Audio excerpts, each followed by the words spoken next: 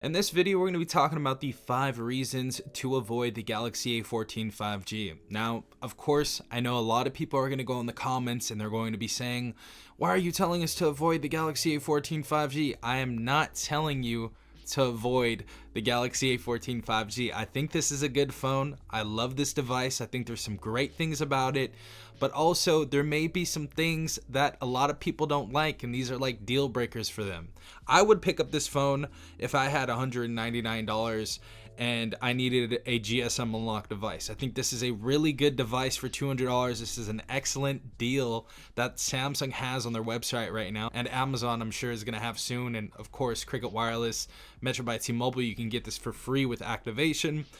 But there are some things that are deal breakers for people, and you know, there's a lot of people that are nitpicky out there. So these are the 5 reasons that you may want to avoid the Galaxy A14 5G. So starting off with the first thing about this device, the phone is extremely thick. Now, I know it doesn't look too thick right now, just taking a look at the side of the phone, but if you guys see this in person, you go into Best Buy, you go into Metro by T-Mobile, this phone is going to feel extremely thick.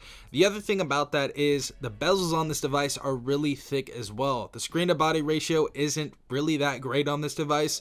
I was hoping it was going to be better, but of course, screen to body ratio is kind of bad, and this phone is thick. So if you guys don't want a behemoth of a phone, you may not want to go for this device. You may want to go for a little bit of a smaller device, maybe something a little more thinner and sleek. As far as the design goes, I think the design is sleek in itself, but I think this is a very thick phone, and this could be something that someone doesn't like enough to even not buy it and choose something else over it. So that's the first reason. The next reason is that there's no charger inside of the box. So do know that this device charges at 15 watts.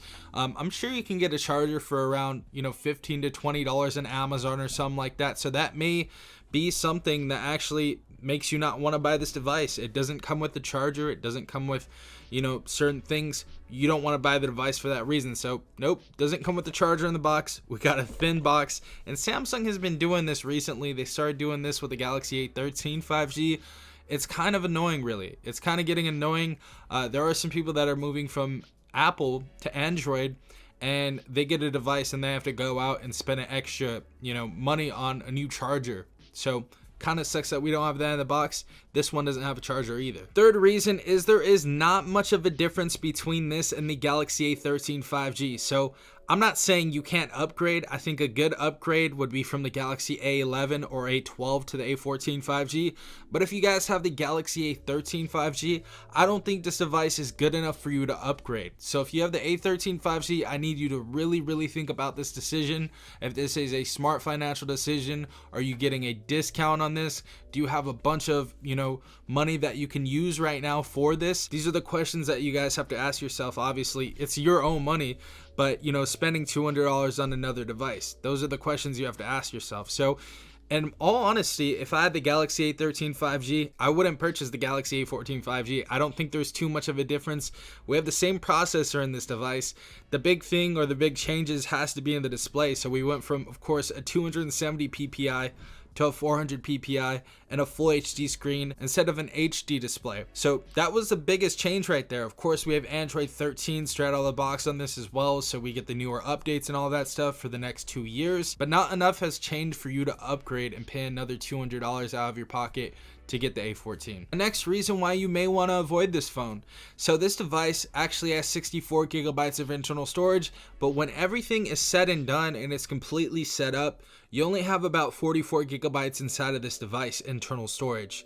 So when you set it up and do everything, and of course you download your applications, some really big ones like Genshin Impact that are like 10 gigabytes after all the packages are downloaded, and of course Call of Duty, which is probably like 4, PUBG Mobile, which is like 2 or 3, it's going to take a lot of storage. Now we can't expand that storage via micro SD card, but I was hoping we're at least going to get 128 gigabytes of internal storage. So internal storage is actually pretty low on this. So out of the box, you really have more like 44 gigabytes. And the last and final reason why you may want to avoid this, and this is getting really nitpicky. I know some people are going to be complaining in the comment section right now. The water drop notch. We had the same water drop notch on our devices for the last 5 years. And we have that same design on the Galaxy A14 5G.